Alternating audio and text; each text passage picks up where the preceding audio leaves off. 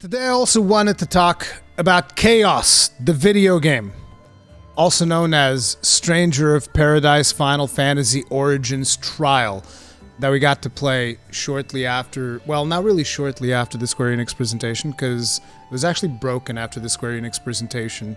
It took them like a day to fix it or something like that. There was just too much chaos.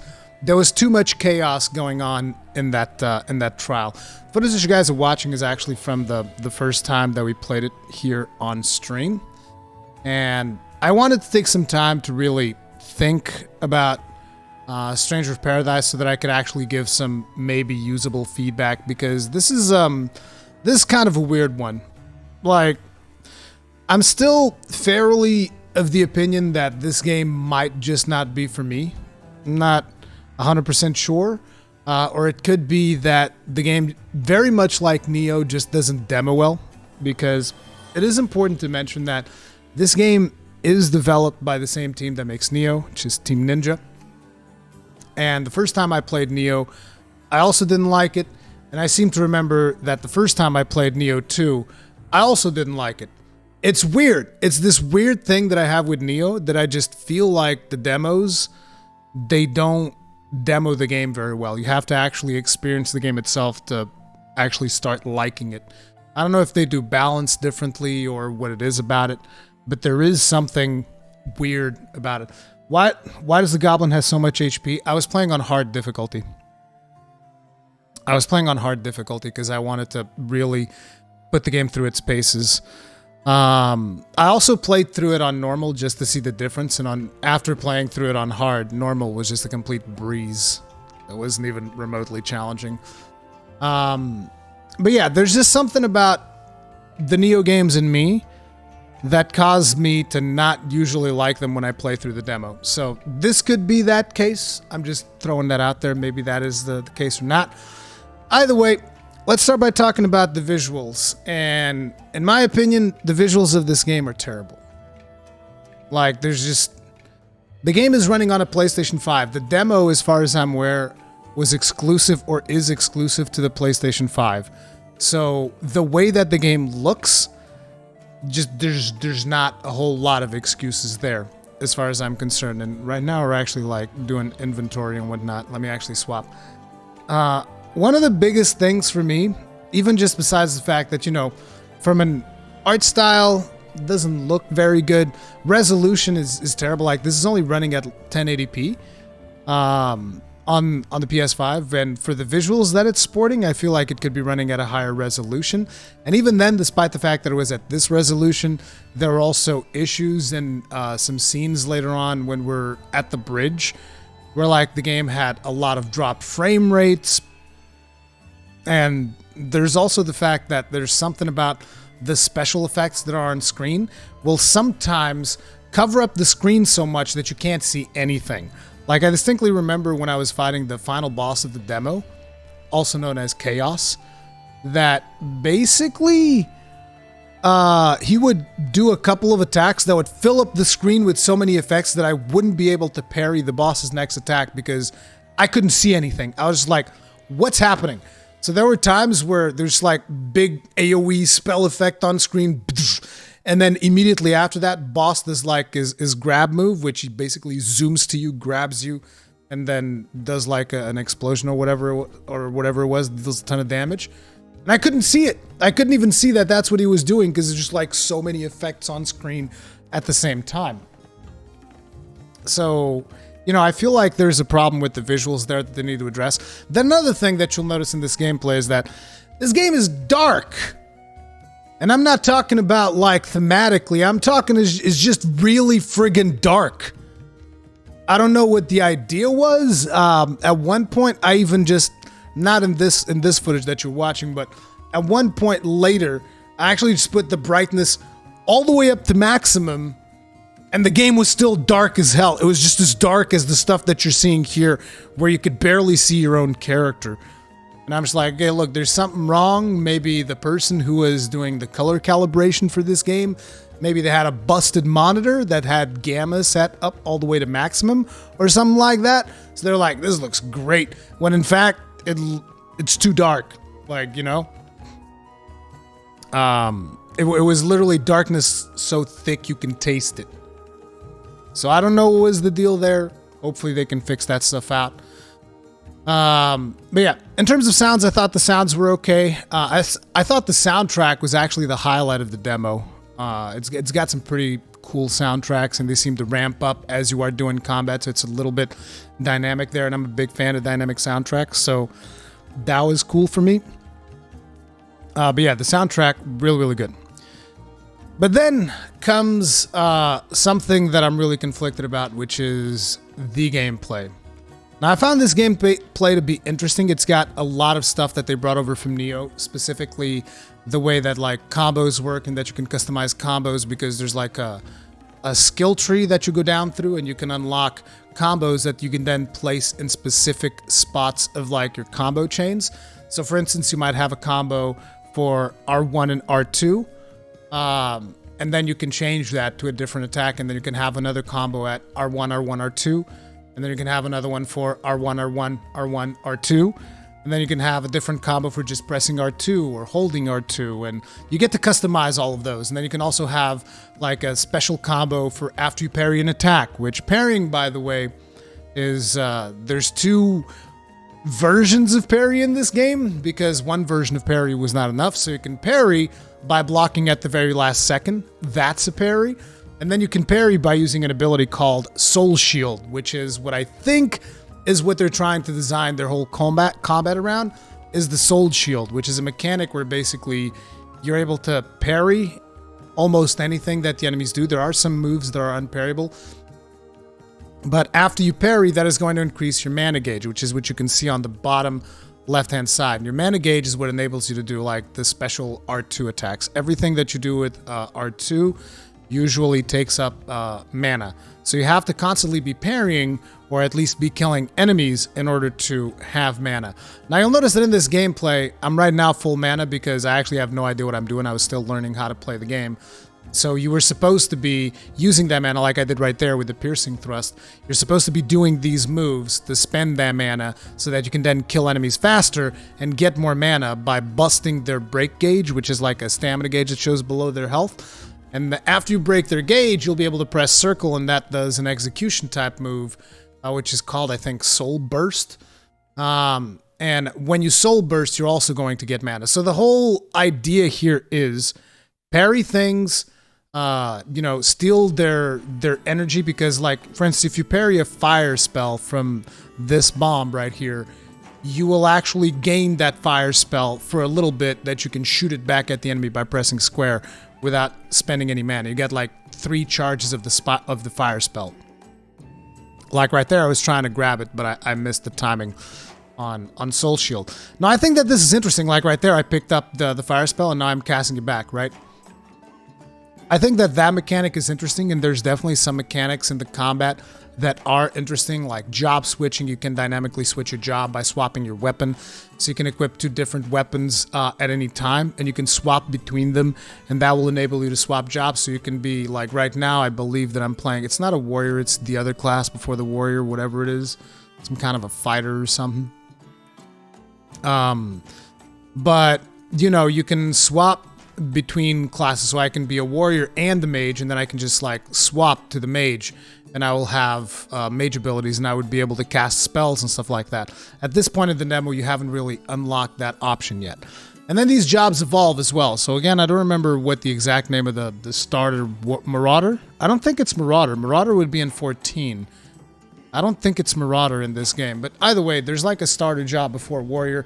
And if you level up enough, you'll be able to unlock the advanced version of the job, which would be the warrior, which then has different moves that you can assign to it. Very much like the mage becomes a black mage, and then there's a lancer. Yeah, swordsman. Yeah, I think that's what it was. I think it was swordsman. But yeah, you then advance. Yeah, you can see it right there, swordsman. You advance this by leveling up your skill tree, and as you level up your skill tree, you will eventually be able to become a warrior, and then you can do the same for the mage. The mage becomes a black mage, and the lancer becomes a dragoon, and these are the 3 jobs that you have available in the trial. I believe there's going to be more jobs in the final game, obviously, and that is going to let you customize your character a lot more, so you can basically play as a warrior and a dragoon at the same time, And swapping through your weapon, you can even do so like mid-combo or at the end of a combo or something like that. And you can like start a combo as a warrior and then finish the combo as, or swap immediately at the end of a combo as a dragoon. I tried doing that. It didn't seem like too intuitive, so I ended up not doing it too much. I would usually only swap jobs whenever I needed to reset my stamina gauge, which is that yellow thing that you see there that gets spent whenever you parry an attack using Soul Shield. You guys would think that like, well, but if I parry an attack, why am I getting penalized? And it's like, yeah, because Soul Shield is pretty overpowered. It is by design because it's not just something that you have to do at an exact time.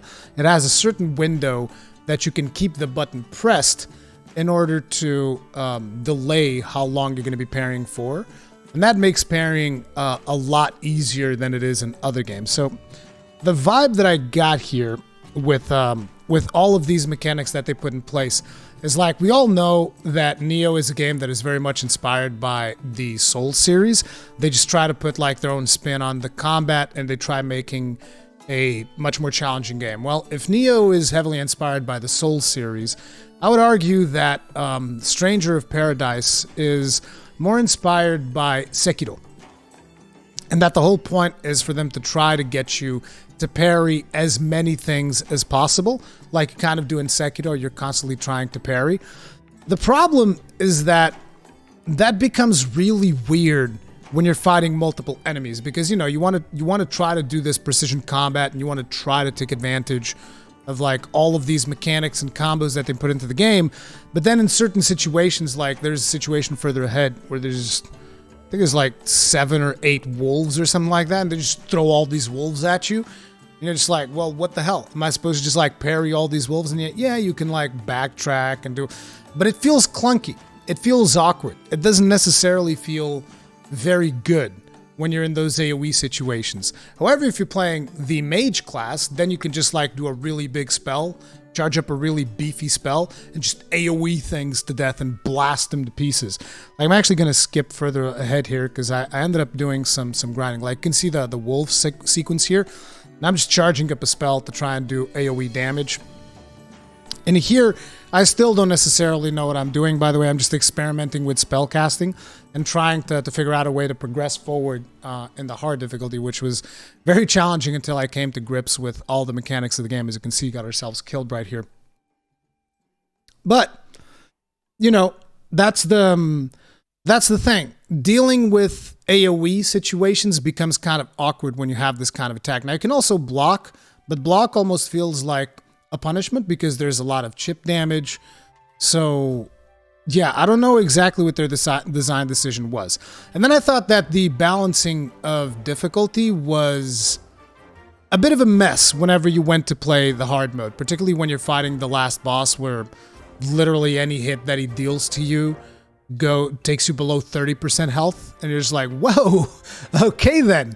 So you have to perfectly parry just about everything that the last boss does to you, and if you're not paying close attention to the yellow gauge at the bottom of the screen, you're going to get completely and utterly destroyed, because the bosses, the more you parry, the more you start losing that gauge, and eventually the boss goes through your gauge and it breaks you. This is when you're supposed to be changing to a different job, because that resets the gauge as well, or you're supposed to use another ability that is called, I forget what it's called. There's like a special thing that you can do that actually lets you, like you basically gain the effect of the Rocksteady mantle, so monsters can't like knock you out of your things. The problem is that if you do that in hard difficulty, that's fine.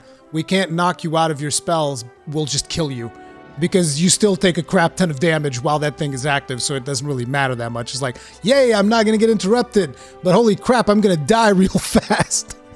So I feel like they still have definitely a lot of balancing to do in terms of the difficulty, but also a couple of design decisions, like, do you want people to be parrying by pressing L1 at the last second? Do you want people to be parrying by using the Soul Shield system?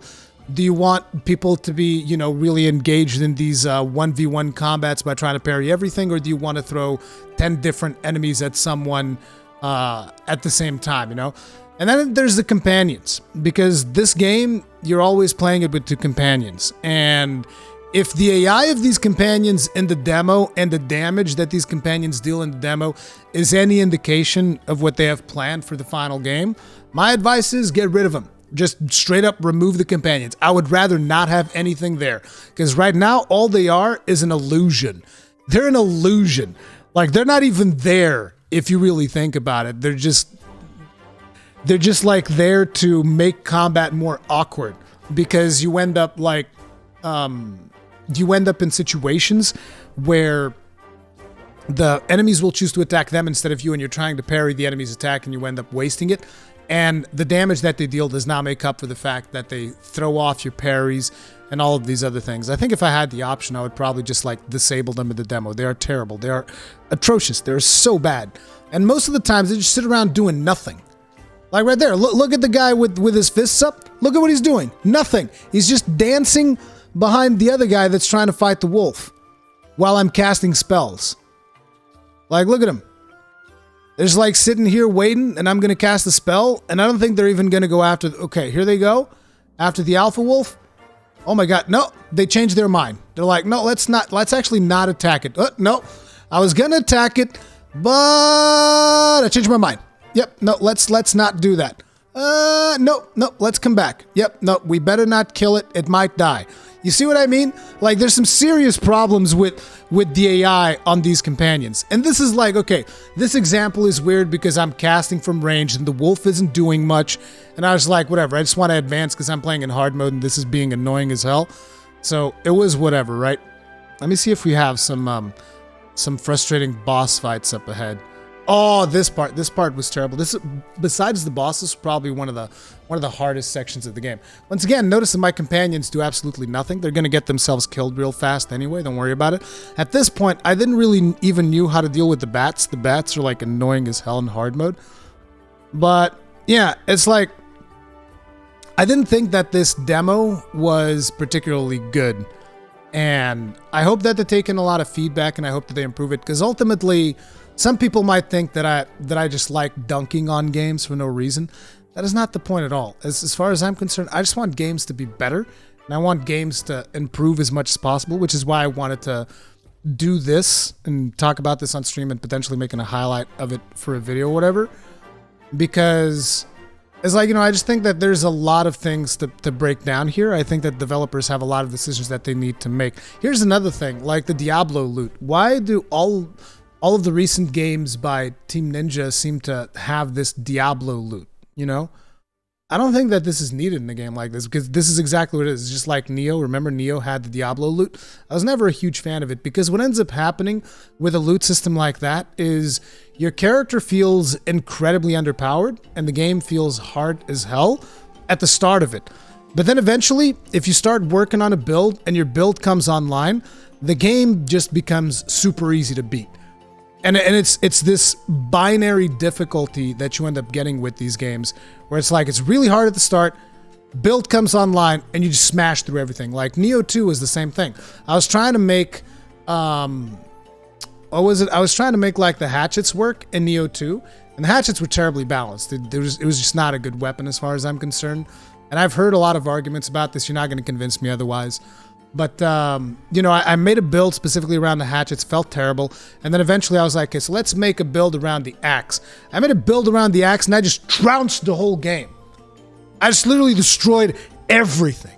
People were saying, you're cheating with the axe, because I trounced everything in the base game the moment I made the axe build, and then I trounced everything in the first DLC as well. There was literally nothing that was even remotely challenging after my axe build came online.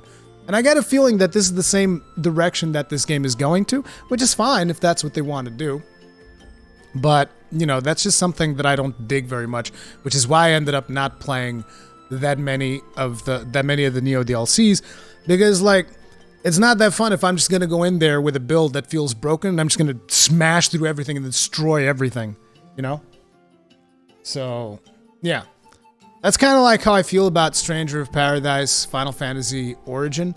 I hope that they change some stuff. I hope that they improve some stuff. I will still be curious to check out the game later. But more importantly is potentially like really fix these visuals, dude. Why is everything so dark? Why is it so dark? Why does the game only run at like 1080p on the PlayStation 5? Well, I guess it's because I put in performance mode. But still, you can't make it like performance at least at 1440p so that it would look good.